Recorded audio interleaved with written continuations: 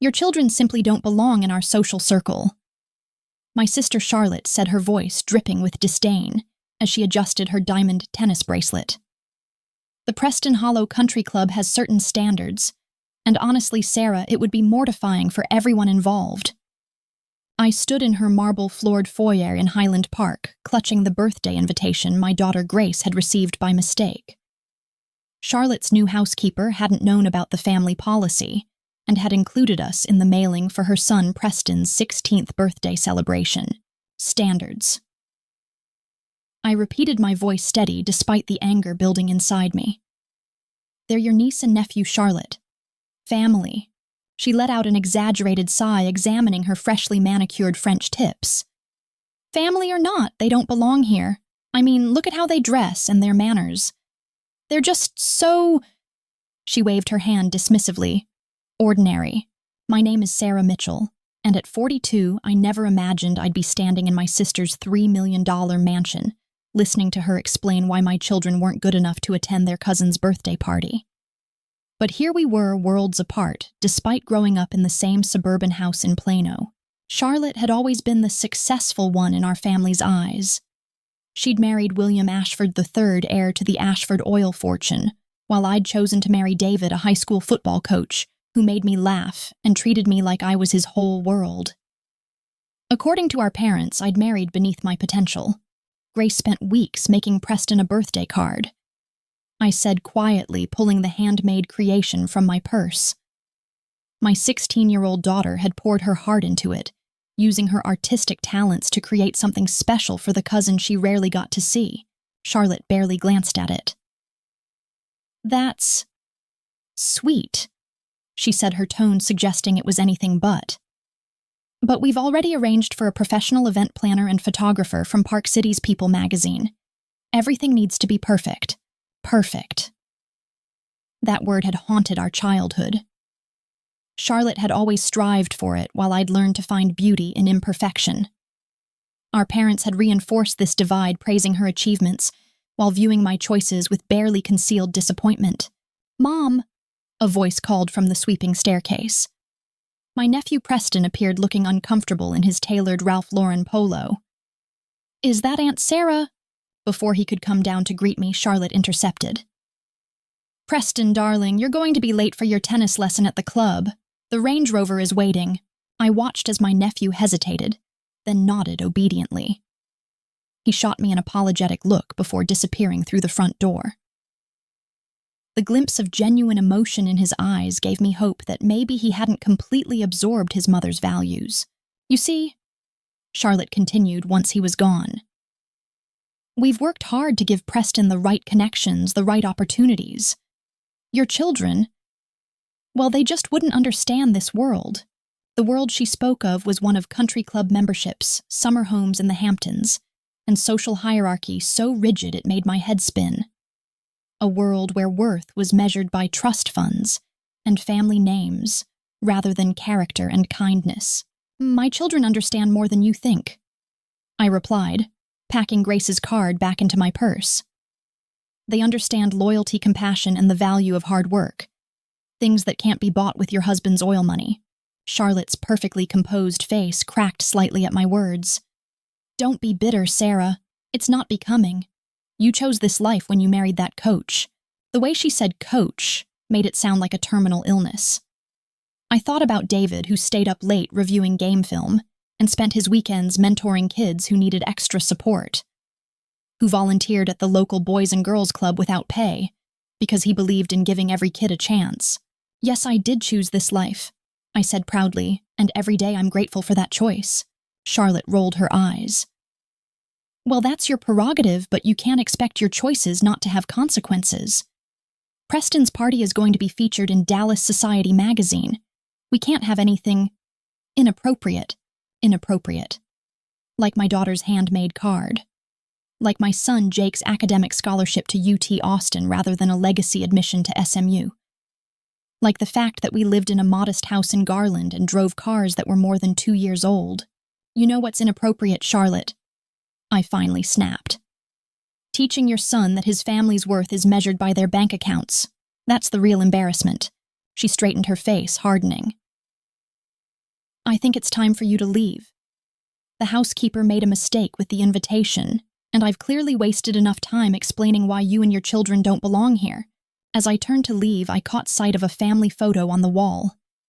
It was from 20 years ago, before Charlotte married William, before money and status became her religion. In it, we were laughing our arms around each other, not a designer label or society page in sight. What happened to you, Charlotte? I asked softly, gesturing to the photo. When did you become someone who would exclude her own family because they're not rich enough? For a moment, something flickered in her eyes. Regret, perhaps, or a glimmer of the sister I used to know. But it vanished as quickly as it appeared, replaced by her usual cold disdain. People change, Sarah. Some of us evolve, move up in the world. Others. She looked me up and down, remain exactly where they started. The drive home through Dallas traffic was a blur of emotions. I kept thinking about Grace's face when she received that invitation, how she'd immediately started working on the card, excited to connect with her cousin.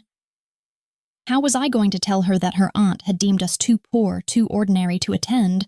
When I pulled into our driveway in our middle-class neighborhood, I saw David working in our small vegetable garden, something Charlotte would probably consider embarrassingly suburban. He looked up as I got out of the car, his smile fading when he saw my expression. "That bad, huh?" he asked, wiping his hands on his coaching shorts as he came to meet me. I fell into his arms, letting out a shaky breath. She said we'd embarrass them, that we don't fit their social standards. David held me tighter, his voice gentle but firm. Then it's their loss. Our kids are amazing, and if Charlotte and her country club friends can't see that they're the ones missing out. Inside, I found Grace at the kitchen table, surrounded by her art supplies. She was working on another project, her face serene with concentration.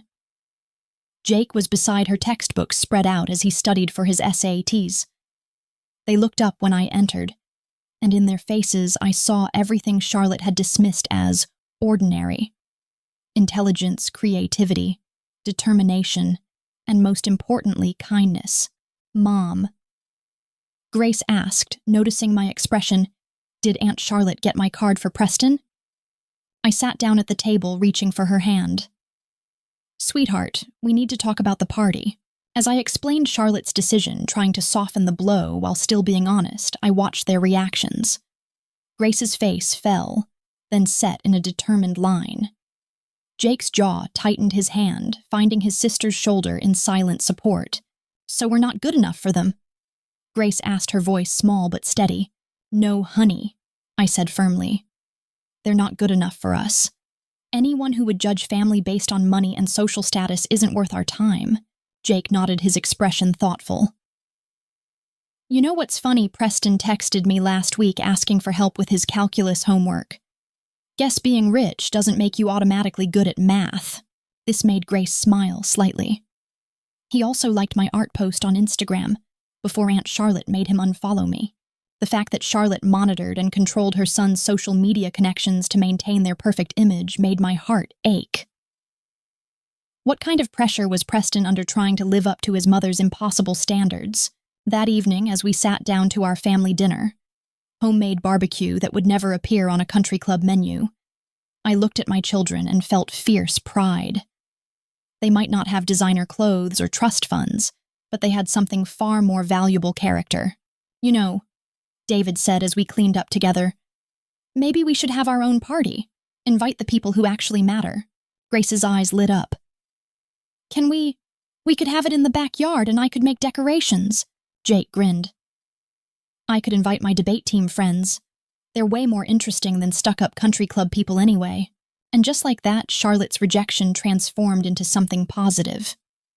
We spent the next hour planning our anti-country club gathering, laughing about serving burgers and hot dogs instead of caviar and champagne. But later that night, as I lay in bed, I couldn't help but worry about the long-term impact of Charlotte's actions. How would this affect my children's relationship with their cousin? Would they internalize this rejection, despite our best efforts to show them it wasn't about their worth? David, sensing my concerns, pulled me closer. "They're stronger than you think," he whispered. "And they have us to remind them of what really matters." He was right, of course. Our children had grown up understanding the value of hard work, the importance of character over wealth, and the true meaning of family. Charlotte might have her country club and society pages, but we had something far more precious, genuine love and acceptance. As I drifted off to sleep, I made a silent promise to my children. I would help them build their own definition of success, one that wasn't measured by bank accounts or social status. What I didn't know then was that someday would come sooner than any of us expected, and Charlotte's carefully constructed world of privilege and prestige was about to crumble in ways none of us could have predicted. 6 months after Charlotte's humiliating rejection, I was grading essays at my kitchen table when my phone buzzed with a news alert. The headline made my coffee cup freeze halfway to my lips. Ashford Oil Empire under federal investigation. CEO William Ashford III accused of massive securities fraud. My hands trembled as I clicked the link, scanning an article with growing disbelief. William, my brother-in-law, was accused of running an elaborate Ponzi scheme through his energy investments. The investigation suggested he'd been defrauding investors for years, using new investments to pay returns to earlier investors, while pocketing millions. "Mom," Grace called from the doorway, "is everything okay? You look pale." I looked up at my daughter, who had grown even more talented with her art over the past months. She'd channeled her hurt from Charlotte's rejection into her work, creating pieces that spoke of resilience and authenticity. "It's about Uncle William," I said quietly, turning my phone so she could see. "He's in trouble." Grace's eyes widened as she read. "Does this mean Preston and Aunt Charlotte will lose everything?" I finished the thought, my heart heavy despite everything. No matter how Charlotte had treated us, the thought of her world crumbling brought me no joy. The story exploded across Dallas media. William was arrested dramatically at the Preston Hollow Country Club, in full view of the same social circle Charlotte had been so desperate to impress. Their assets were frozen, their accounts seized, and their reputation shattered overnight. 3 days after the news broke, I was working in our garden when a familiar car pulled into our driveway. It was Preston, driving what looked like one of the few vehicles the authorities hadn't confiscated. "Aunt Sarah," his voice cracked as he got out. Gone was the polished country club appearance. He looked tired, scared, and impossibly young. "Can we talk?"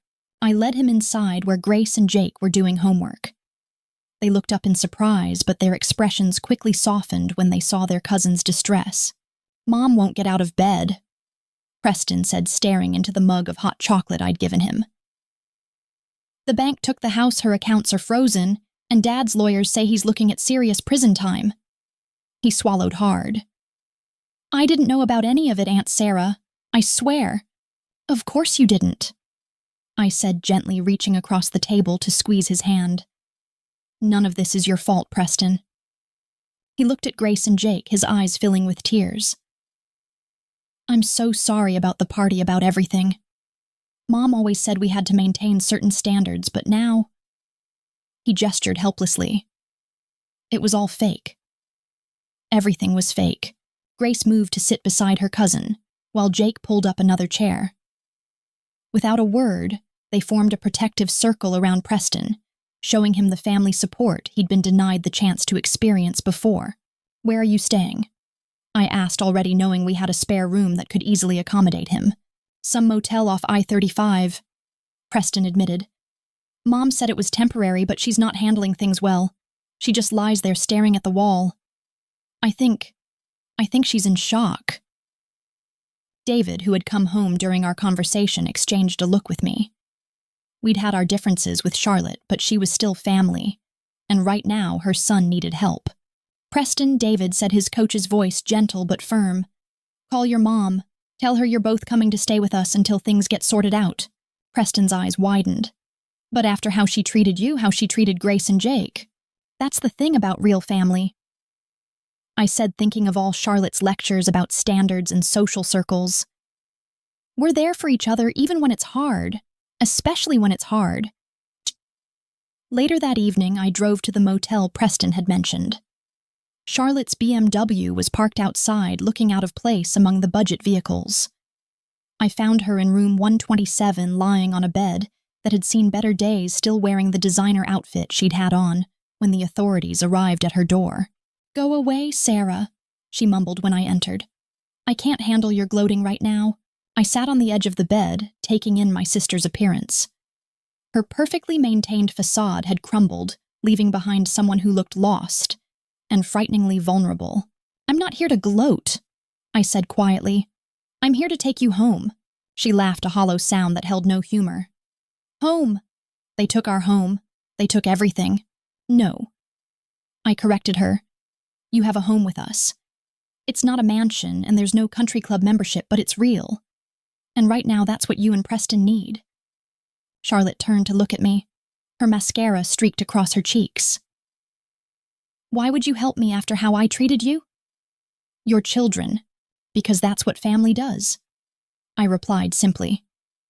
"The real kind of family, not the kind that judges based on bank accounts and social status." For a long moment, Charlotte just stared at me. Then slowly she sat up.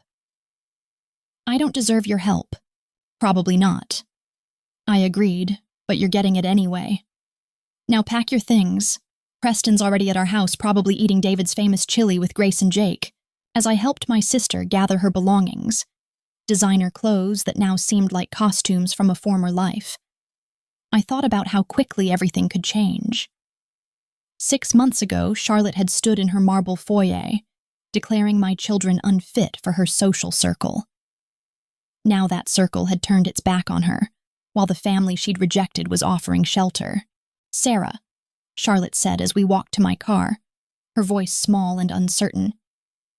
"I don't know how to live without all of this." I looked at my sister, seeing past the pearls and perfect makeup to the girl who used to share secrets with me under blanket forts.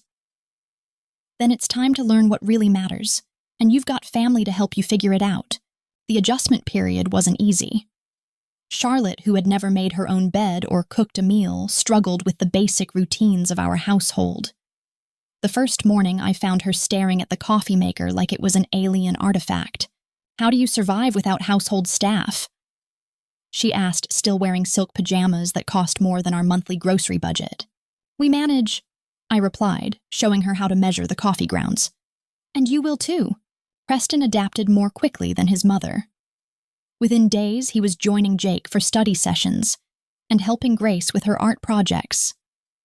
The cousin bond that Charlotte had tried so hard to prevent blossomed naturally, without the artificial barriers of social status. One evening, I overheard Preston talking to Grace in the backyard.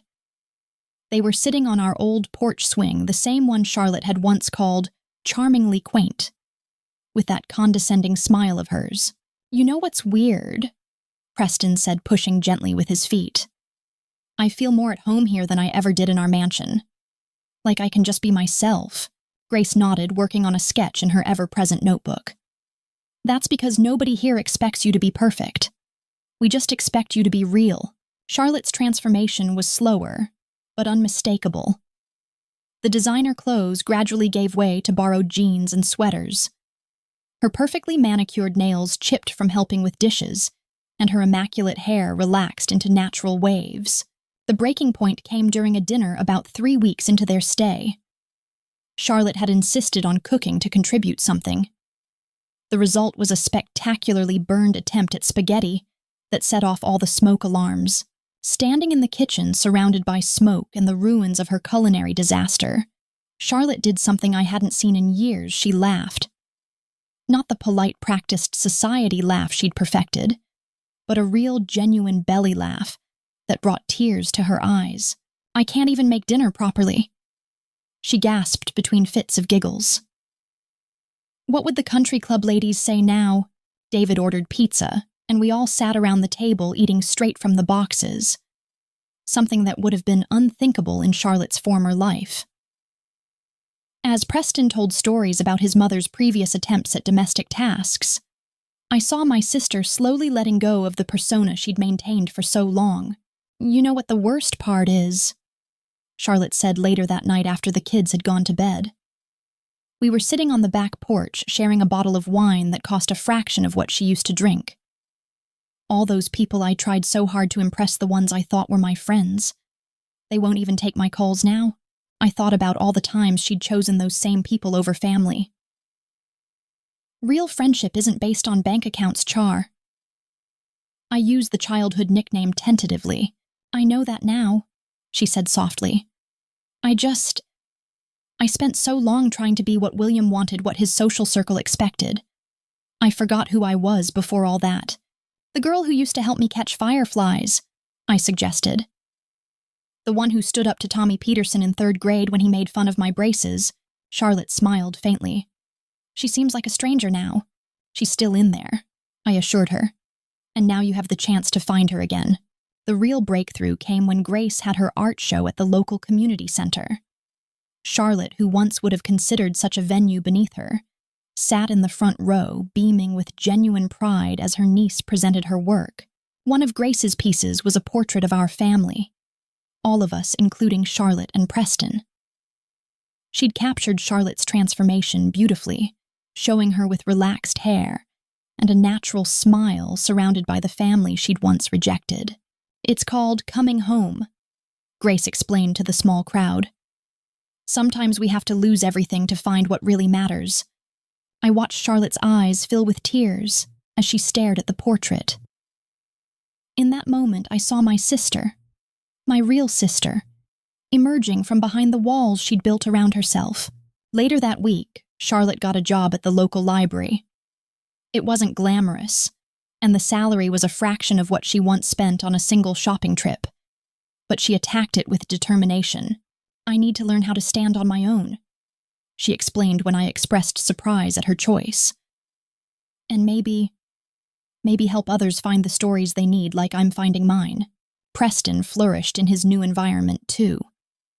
Without the pressure to maintain a certain image, his grades improved, and he discovered a passion for environmental science, something his father would have dismissed as impractical. One evening, I found Charlotte sorting through a box of old photographs in our living room. She held up one from our childhood, 2 girls with gap-toothed smiles, arms around each other, not a care in the world. I want to be her again, Charlotte whispered. Not exactly her, but someone who knows what really matters. Someone worthy of being called family. I sat beside her looking at the photo. You're already on your way. 1 year after Charlotte and Preston first arrived at our doorstep, our backyard was transformed for a very special celebration. Grace's handmade decorations hung from every tree string, lights twinkled overhead, and tables covered in homemade food lined the garden fence. It was Preston's 17th birthday party, a far cry from the country club extravaganza Charlotte had planned the year before. Instead of hired photographers and social media teams, there were genuine smiles and real laughter. You know what's funny? Preston said, helping Grace hang the last of her art pieces on the fence. Last year I was dreading my perfect party. Now this. He gestured at our modest backyard setup. This feels perfect. Charlotte, wearing jeans and one of my old sweaters, was arranging cupcakes she'd baked herself. After multiple kitchen disasters and countless YouTube tutorials, she'd finally mastered the basics of baking. These weren't the designer cupcakes from her previous life, but they were made with love and only slightly lopsided. Need any help, Aunt Charlotte? Jake asked, reaching for a cupcake only to have his hand playfully swatted away. Not from someone who'll eat all my hard work. She teased, her eyes twinkling. The formal Aunt Charlotte had gradually given way to just Charlotte among the kids, a sign of the walls that had crumbled between us. David emerged from the house carrying his famous homemade barbecue, another dish that would never have appeared at the country club. Food's ready, he called, and everyone gathered around. The guest list was different too. Instead of society, families, and business connections, the yard was filled with real friends. Preston's science club members, Grace's art friends, Jake's debate team, Charlotte's co-workers from the library, and even some of our neighbors who had stopped by with dishes to share. Remember last year? Charlotte said quietly, joining me on the porch steps, when I was so worried about appearances that I couldn't see what really mattered. I watched as Preston laughed at something Grace said, his whole face lighting up. You've come a long way since then, she nodded absently, touching the simple silver necklace she wore, a birthday gift from the kids to replace her lost pearls. I got a letter from William yesterday. He wanted me to testify that I knew nothing about the fraud to help reduce his sentence. She squared her shoulders. I told him no. Charlotte, I'm done pretending. Maybe I didn't know the details, but I chose to look the other way because I liked the lifestyle. It's time to face the truth. Just then, Preston called everyone together. He stood in the center of the yard looking nervous but determined. Before we have cake, he announced, I want to say something. He looked around at the gathered faces. Last year I thought I had everything, but really I had nothing that mattered. When we lost it all, that's when I found what real family means. He turned to Charlotte. Mom, I know this year has been hard, but I'm proud of who you've become. Who we've become. Charlotte wiped tears from her eyes as Preston continued. And Aunt Sarah, Uncle David, thank you for taking us in when we had nowhere else to go. For showing us what family really means. Grace and Jake moved to stand beside their cousin. To real family, Grace said, raising her glass of lemonade. To real family, everyone echoed. Later that evening, as the party wound down and guests began to leave, Charlotte helped me clean up the yard. I have some news, she said, carefully wrapping leftover cupcakes. The library is promoting me to head of children's programming. Charlotte, that's wonderful. It's not a fortune, she admitted, but it's enough. Preston and I found a small apartment nearby. I think it's time we stood on our own feet. I felt a twinge of sadness. Despite everything, I'd grown used to having them in our home. You know you're always welcome here. I know. She hugged me tight. That's what makes it okay to leave, because I know we're not really leaving family behind. The next weekend, we all helped Charlotte and Preston move into their new apartment. It was modest but bright, with space for Preston's science projects, and a small balcony where Charlotte planned to start an herb garden. Look what I found, Grace said, pulling something from her art portfolio. It was the birthday card she'd made for Preston the year before, the one Charlotte had dismissed as inappropriate. Charlotte took it with trembling hands. I was so wrong, she whispered. About everything. Not everything, Preston said, putting an arm around his mother. You learned what matters. We both did. That evening, we all squeezed around Charlotte's small dining table for their first meal in the new apartment. The table settings weren't designer, the chairs didn't match, and the pasta was slightly overcooked. But looking around at the faces of my family, all of my family, I knew this was perfect in all the ways that mattered. I've been thinking, Charlotte said as we shared a slightly crooked chocolate cake she'd baked, about starting a program at the library for kids who love art like Grace. Maybe a place where they can display their work regardless of their background. Grace's eyes lit up. Really, could I help? I'd love that. Charlotte smiled. After all, you're the one who showed me that real art comes from the heart, not the wallet. As the evening wound down and we prepared to leave, Charlotte pulled me aside. Sarah, she said, her voice thick with emotion. Thank you. Not just for taking us in, but for showing me who I could be. Who I should have been all along. That's what sisters are for, I replied, hugging her tight. 6 months later, Charlotte's art program at the library had become a huge success. Grace's work was featured prominently alongside pieces from kids who might never have had the chance to show their art otherwise. Preston had been accepted to UT Austin's environmental science program, the same university Charlotte had once considered beneath their family's status, and every Sunday without fail we all gathered for family dinner. Sometimes at our house, sometimes at Charlotte's apartment. The food wasn't always perfect, the settings weren't fancy, but the love and laughter were real. One evening, as we sat in Charlotte's small living room after dinner, I found myself looking at the family portrait Grace had painted now, hanging proudly on the wall.